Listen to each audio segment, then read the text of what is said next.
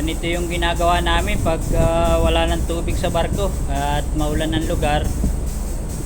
Kailangan namin pumilikta ng tubig galing sa ulan. Kaya ganito. Ayan, oh. Nilalagyan namin ng, kung tawagin to, welding pump o air pump. Tapos dito may drainage dito, galing dito sa kubyerta ang ulan.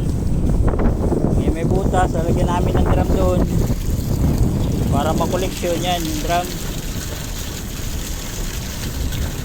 Tapos saka namin i-welding pump yung air pump. Yan. Kaya ngayon pag kataas ng diretsyo naman dito sa tangke.